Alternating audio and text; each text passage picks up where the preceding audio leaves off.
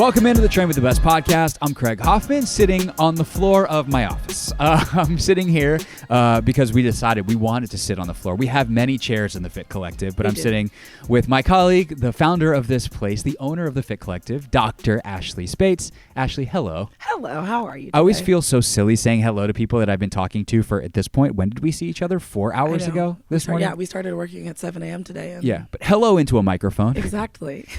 So Ashley is going to be our final co-host, or guest co-host in our series here. Chris Gore is back on the podcast next week. We are very excited about that. And we have some huge stuff coming up for Train with the Best in February, including a road trip that we'll be able to tell people about. So we're very excited about that. But I'm pumped for this conversation because this is one that we kind of have like when we're in, we have 5 minutes in between clients, or clients for me, patients for you. And, we start talking about different stuff. And so we're going to talk a little bit today about pain science and orthopedic costs. And so this was something that you specifically brought up. So like when you start to think about pain science and start to think about like how you describe this to patients in very simple terms, what is pain science and why is it important? Yeah, so pain is something that our brain produces. And we often, especially when you're injured and something hurts, we perceive that pain as bad and as negative. And so when I'm starting to approach pain with patients, I want them to understand why we have it, what its purpose is. And this is getting into that like technical pain science. I mean, this is a whole area of like neurology and other fields that come together that study this. But I always try to teach patients that, first of all, we have to understand that we do need pain to survive. Pain's job is to protect our tissues. Its job is to tell you your hand is on a hot stove and your skin is burning. If it didn't hurt, you might not know to take your hand off the hot stove. So that's what pain does. When we're injured, especially in the beginning, those first 10 to 14 days even, pain has a job to tell you to let this tissue heal, let the body do its thing. That being said, pain is produced in our brain. So if people who aren't familiar with, I should say first, people who aren't familiar with pain science, it's a very common notion that most of the population has that a tissue produces pain. So like you hurt your knee and your kneecap is what's giving you the pain. That's actually not the case. Your brain is producing the pain because of a threat it picked up through receptors. So it's not an indicator of tissue being, how badly it's damaged, I should say. Mm-hmm. That's how bad your brain perceives that it's damaged. Exactly. So when you've had pain, that becomes an injury, or sorry, I should say an injury that has become pain, and then that pain is persisting long beyond the tissue healing. That's your brain trying to protect the area still. And so for me to rehab that, we also need to address the unconscious part of your brain with the pain, and we need to teach that system to down-regulate. Right. And that is why you have a doctor in front of your name and why I have some letters after mine and I'm out here and you're in there because like it makes sense that, you get dry needles and like we can heal the tissue because we, cause a certain reaction in the tissue and it reacts a certain way. Great. Manual therapy. We all understand that. I mean, anybody can do manual therapy in a way and that like, oh, that's sore. You rub your knee and like everyone's done that version of manual therapy on themselves over the course of their lives. But to start manipulating the neurology of it and on some level, the psychology of it, that's a different level. So like, how do you, how do you start to manage that at the beginning in that, like, let's say 10 to 14 days in those first couple of sessions you may have with a client? And then once you feel like, you're performing whatever tests you do to say, like, this is healed, you should not be feeling pain, theoretically, should not being a relative term here. How do you start to address those? Yeah, so I think how we manage injuries first early on is a really big deal. Again, I think a lot of the population thinks that you hurt yourself, you're supposed to rest. It's getting better. We're getting better at learning that you're supposed to try to keep it moving. Right. Unless, of course, it's like a fracture or like, a dramatic tendon tear. Right. But you can still move, just different parts of your body. Right. So I always try to teach patients, like, no, I want you to stay active. I want you to stay moving. In this 14-day period, I want you to respect the pain, because the pain is giving you a very appropriate response. So sure, your shoulder hurts. Feel free to use your arm in ways that don't hurt. If you get the pain, don't freak out. Just don't repeat the motion over and over and over again because it hurts. And use it in ways that aren't causing that pain signal to go off, because that's going to help your brain to not think everything that comes to your shoulder is a threat. So that's step one. Mm-hmm. When you get patients who have had a more chronic pain and like say they've been down the medical wormhole of like every doctor in the region, every MRI test, nothing's coming back that anyone wants to touch them with anything. Right. That gets more complicated in terms of how we manage the pain. It is still the same thing of me trying to explain to them, I want you to move. Right. But let's respect the pain. If we have pain, though, I don't want you to stop, like I told you in 0 to 14, like don't push into it again. Right. I want you to try to modify it more first, if that makes sense. So let's take down the weight. Let's decrease the range of motion.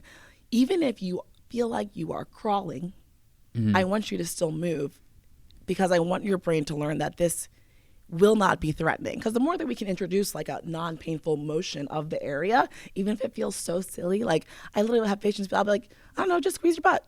Like contract your glutes. Does your back hurt? No? Okay. Right. But it hurt when we did a bridge? Okay. So let's just contract your butt muscle 10, Right. 15 times. And let's teach your brain that this isn't a threat to Right. get this muscle active and moving. Yeah, I'm trying to think like a good analogy.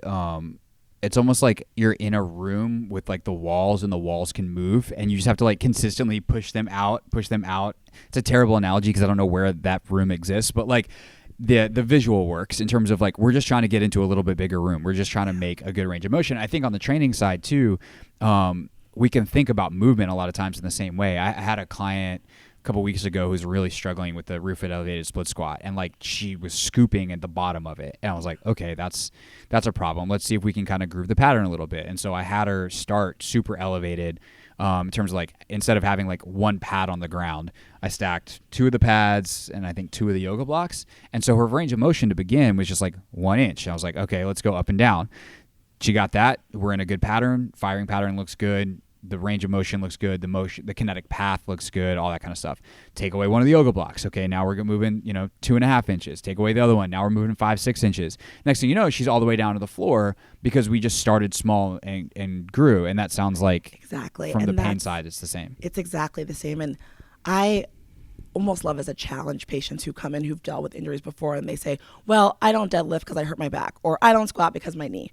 It's like, well, you have to squat and kind of do a deadlift motion in your life. Right. So I always love to say, know that you believe that. You don't do that. Yeah, there's 7 ways the body can move. So if we eliminate one of them, that's probably not great. Right.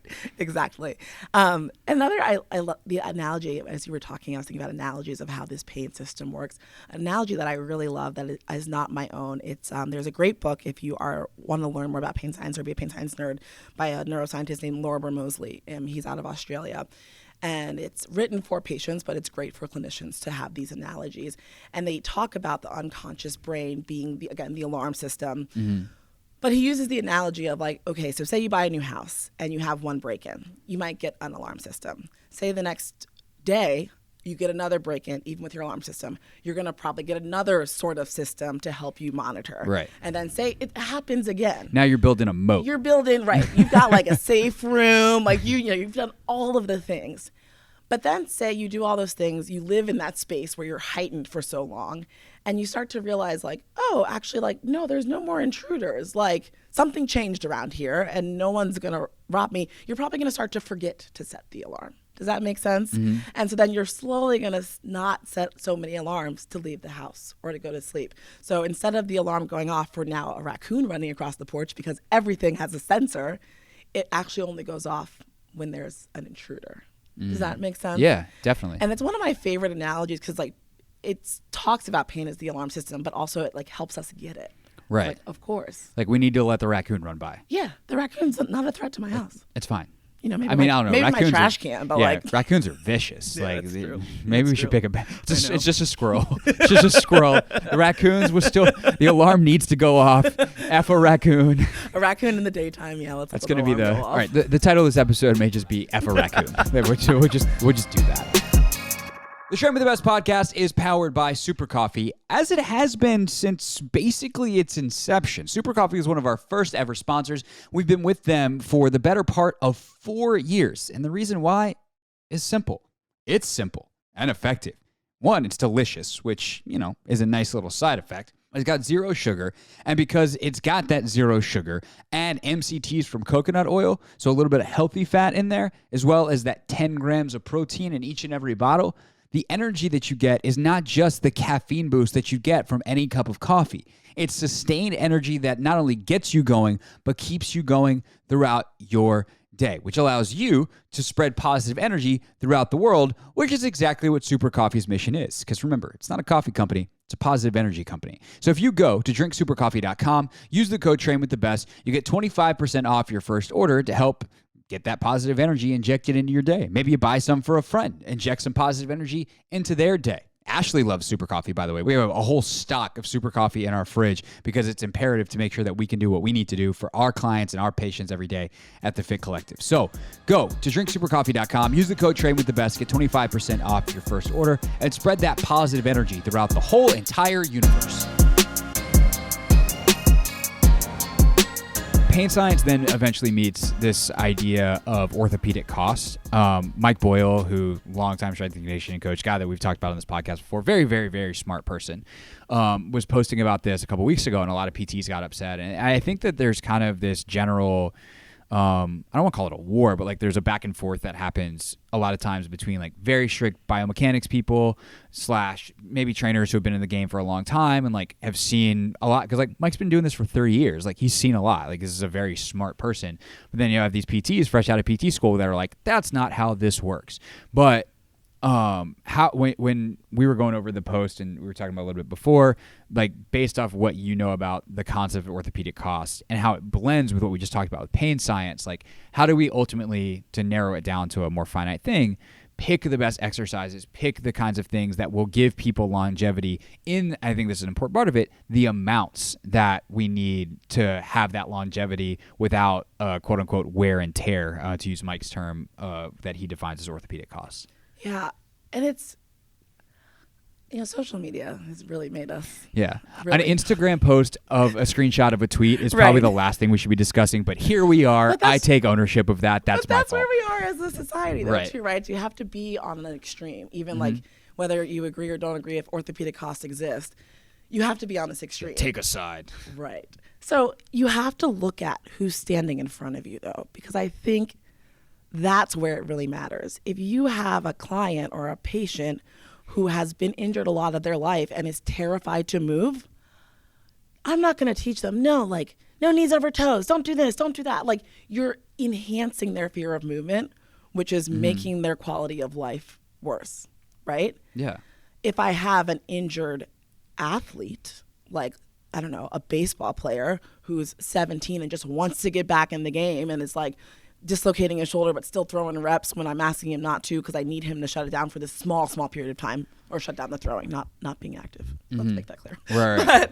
But, let's not throw your arm 90 miles an hour. Right. That's different, right? That person is, in theory, going to have an orthopedic cost, and they're ready to move. They're not scared of movement, and we're trying to give them longevity to something. Does that make sense? Yeah. So I think you do have to, whenever you see these concepts, everything has value in its way, but we got to find what works for the human that we're working with, based in evidence, of course, but making someone who's scared to move more scared to move by telling them they should never do X, Y, or Z is the worst thing you could do. Right. As the more I've thought about this, I think there's no doubt that on some level orthopedic costs exist, right? Like if we look at running backs in the NFL, like their careers are always pretty much short, unless like you're Adrian Peterson, who's like, he's a cyborg. But other than that, like him and Frank Gore, from whatever planet they're from, everyone else, like it's 5 to 6 years of their prime. Like, and these guys, especially the really, really good ones who maybe are first round picks that got 300, 400 carries a year in college, they've got a ton of reps in high school and they've taken a lot of hits, but they're also, they've done so much short area agility. But also just like we see, and to keep it in professional level athletics, like we see that careers don't go on forever. There's a decline in athleticism. There is a wear down. Guys tend to get hurt more. But we also see that in general population. Like part of aging, like how much of it is aging, how much of it is orthopedic cost, if you will. I do think where orthopedic cost maybe more directly comes in is, and maybe this is what Mike is talking about, like if you do have an inferior movement pattern and there's some kind of issue that's been lingering and you don't address it, right? And then all of a sudden you're 45 years old and you were a runner and you're like, oh, the cartilage is gone in my knee. Well, like maybe if that had been addressed earlier, because the knee's not designed to just have cartilage disappear over time, but we see it a lot. So like, is there something in that realm where like a more optimal movement pattern, if someone had I don't know what causes cartilage in the knee to disappear. Maybe you do. There's a lot of litany of things, but like, is that something that could have been addressed 20 years ago earlier in their running career that could allow them to run till they were 60 instead of feeling like they're done at 45? Yeah, absolutely. And that's, by the way, a truly honest question. Yeah. I'm spitballing here. It's funny. I do tell people we do a lot of prevention in physical therapy too. Right. Especially, we don't deal directly at PHYT. We don't deal directly with the insurance company. So we do a lot of prevention work here and just a lot of aging well work here. The closest thing that we have to the fountain of youth is strength. Right. And so, yes, if a runner wants to run their entire life, they should also be strength training to give their joint support for prevention, if that makes sense. And with that person, I would say like there's an orthopedic cost to not strength training. Right. But I wouldn't nitpick every little thing they would do. Like I have things that I would recommend to them as a runner for their sport that I'd want to keep strong. But like, you're a runner. You're worried about your knee. Yes, you can squat. Your knees can go over your toes. It's okay. Right. Unless there's something else going on that we are trying to address. Right. So that's where I think I get a little caught up.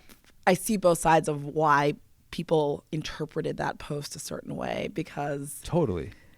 Yeah, and I think there's a maintenance element too, like you said, where I think a lot of times where people do get in trouble and they think of like the orthopedic costs is because they don't do the work around it. Like they lose mobility, they don't take care. Maybe something's bothering them, they let it linger, and then a suboptimal movement pattern. I mean, I had this. We can talk about me as a patient. Yeah. I'm giving you permission as my clinician to talk about me on the podcast right here in front of my face. But like, there was a point where I had a real toe mobility issue, and it triggered up some stuff in my leg, and like. It was because my toe didn't have the mobility that my ankle and my knee were trying to make up for it, and like that caused a problem.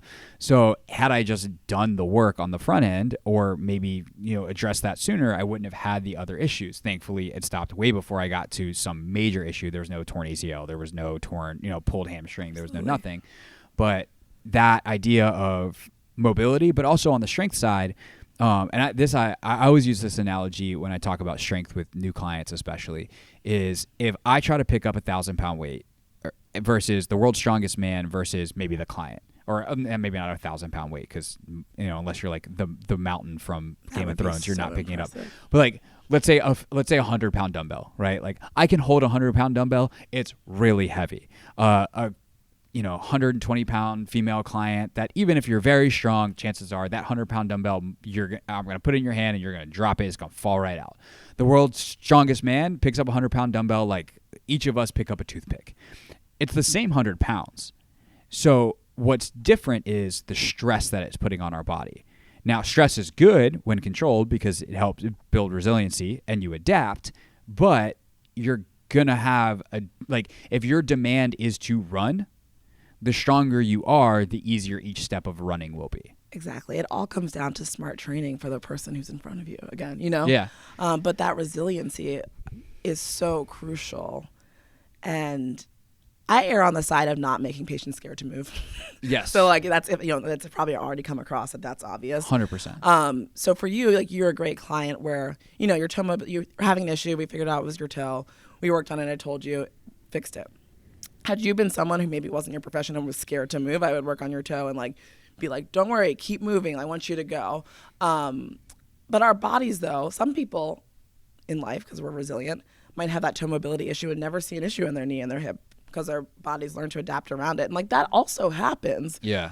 Which again is where I go to the point of I don't know if I like being never do X, Y, or Z exercise. I mean, I'm not that way when I treat.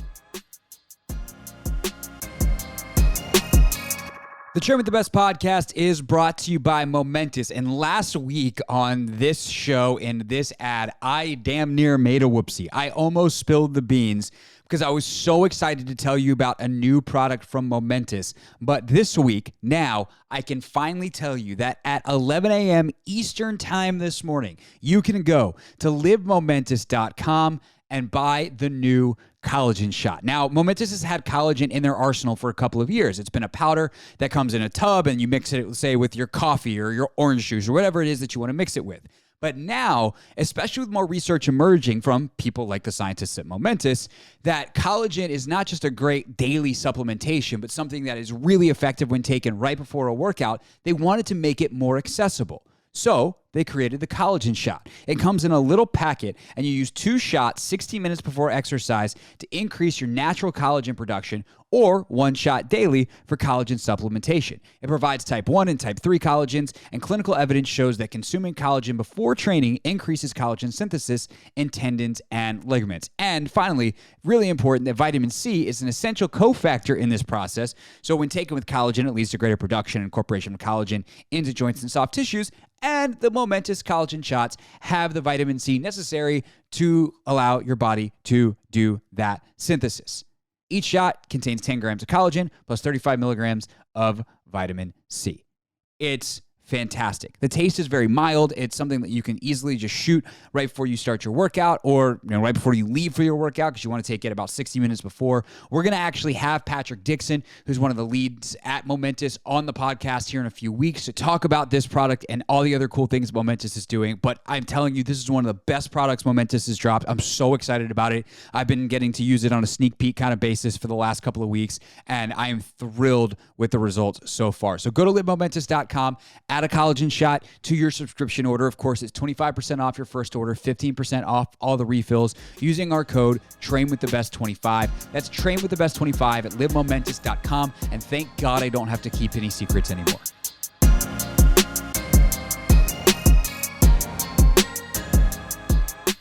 There's certainly exercises I favor more than others. Oh, 100%. There's research on, right. what the goal is. Right. This is what I'm going to do to achieve this goal. Totally. That's the thing about personal training, right? Is it's personal, and if you have a goal, like, your trainer should be able to, and your PT, and like whatever if you're someone who has a team that works on you, like, I consider my team like me and you, right? Like, you're my PT, I'm my own trainer.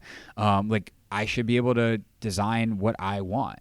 Right. And if not, if that's not, whether it's for budget reasons or whatever, like, maybe you can find a little bit, but like, again, you get to the professional expertise and, having conversations at this level, which is why I'm so happy to work here, because I get to have these conversations with you, whether there are microphones in front of us or not, about how the body adjusts, about how the body adapts, about how you can move people forward to ultimately move well. And like, hopefully, because that's the other thing too, is the mental side, the psychology of not making people afraid to move. I want you to be able to enjoy the things that you do, right? Yes.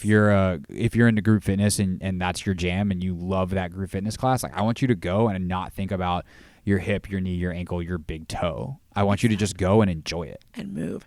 And I want to touch on something that you said that I loved and I think is so important when we talk about this whole thing, is the goals, the goal setting. I think we can lose sight of that sometimes. And so for training, for physical therapy, if who you're working with isn't asking you what your goals are, like, you might need to find someone new, because that's the thing. Like, does it make sense for me to, I don't know, do I need to do 100 push-ups as a measure of strength and fitness for my life? Me? No. Right. I just want to be strong, be able to do my job, stay healthy. But if I'm someone who's in the military and I have testing, yes. And so there might be an orthopedic cost to training this person to be able to do 100 push-ups in one sitting, but that's what they have to do for their goals and for their job and for their life. Totally. And so that's so important when we get on our soapboxes or our high horses, is like, we got to look at the person and their goals to really know what the cost is. For me, that would be a huge cost. I'd probably get a weird tendon issue in my shoulder and like barely be able to treat patients. Yeah, that would be orthopedic cost, Yeah. of me doing 100 push-ups a day every day for, I don't know. Yeah, we don't need that. We don't need that. We very, very, very, your business coach would be very upset. Very upset. Bit of an inside joke, but enough that people can get it. I think the other part of that too, it actually just reminded me of something as we wrap up here, that I learned when I was doing like an education piece that was recorded for NFL strength coaches, that I was able to watch. And one of the presenters talked about return to play protocol and how a lot of it in a lot of literature that had been published previously was like, well, when you get back to 90% of the non-operative leg, like that kind of stuff, versus for those listening to the podcast, which is everybody but me because I'm sitting across from Ashley in person, the cringe face she just made. Woo. I know she's going to agree with what I'm talking about. That could be a whole nother. Right, but like it's a lot of times the same thing, right? People think of, I'm going to go to PT to recover from ACL surgery. Well, are you someone who has a desk job, or are you trying to play in the WNBA or the NBA or the NFL or whatever? Because the demands of that are completely different. What it means to be recovered are completely different. So for them in the NFL, they had like benchmarks. Like if you're a cornerback and you can't run a 4.6 40, like you're going to get out on the field. You're going to need to run a 4.6 because the receiver is going to be running by you, and you're going to blow out your hamstring again, or you're going to blow out whatever because your body's going to try and it's not going to be capable. And so I'm curious from a PT side, when you might not necessarily complete the return to play all the way to the end, like where you might pass someone on to me within this clinic, like how do you think about establishing those goals and what it means to have someone be recovered when they're coming off of some kind of injury? Oh yeah, I think it also depends on, again, I keep going back to the person, but like we were talking about, like the running backs in the NFL, they're making these huge numbers for a very limited period of time. Right. So might they come back a little early off an ACL surgery because this is their window of time that they're going to make the millions and millions of dollars they need to make? Sure, we all have a cost. Might I come back early as a PT if I knew I only had 1 year to make $1 million and I'm going to just try it? Right. Sure. Because it's not like a light switch. It's not on and off. Right. We're talking about risk percentage proposition. Yeah. Exactly. If I have a college athlete at the beginning of their career with a lot of promise, that 90% stuff drives me crazy because you're setting up this kid for failure to get hurt again. Like we gotta work through the whole thing. I'm not sure if that answered your question. Well, it does, but I actually want to even like take it out of the athletic realm, right? Like, let's say someone who works, for the government, since we're here in DC, or someone who works whatever desk job, like they come in, they are a recreational athlete, or I don't know, they stepped wrong off a curb. They had some kind of injury that resulted in surgery, not just like, this hurts. They come in, they come off of surgery. Like, what is it to you and how do you approach the conversation of like, what does it mean for that person to be recovered? Oh yeah. To me, to be recovered is I want them to be living most of their life without thinking about that body part. To be like, I went to pick up my kid and my back didn't hurt. And I didn't realize till I was walking in here that I picked up my kid all week and my back didn't hurt. I was like, great. That fits your functional life. I try to get patients out of the mindset of I have a bad knee, I have a bad back. If you leave here from me, recovered from PT, and your narrative is that you still have a bad knee, we hear this all the time. Yeah, totally. All the time. You talk to friends at the bar. Right. Yeah, well, I have a bad ankle, and so to me, that's not recovered. We want your life to be lived without being inhibited by weakness, pain, fear, all the above. Anything else that goes there. Makes sense. Yeah. That's a good answer. We should put that on like a quote board. Yes. Put it on the sign on the way out. Be like, if you leave here with a bad body part that you came in with hurt, then you have to come back next week. There's no good leg. There's no bad leg. Actually, in PT school, before we wrap up, they like really train you out of that. The good leg and the bad leg. It's the involved side and the uninvolved side. Because that's psychology. Again, pain science. Back to the beginning. Right. That psychology matters. And it all comes together. If people want to follow you on social media, Ashley Speights, SPEIGHTS, DPT. And then, of course, follow us at the PHYT Collective. We have a bunch of cool stuff coming there. And Chris will be back next week. So we're excited about that. This was an awesome end to our little guest host series. Thank you so much for doing this. Thank you for having me. And now you get to go home and pack and get on a plane. Yes, going to Miami. Okay, ready, set, go. Bye.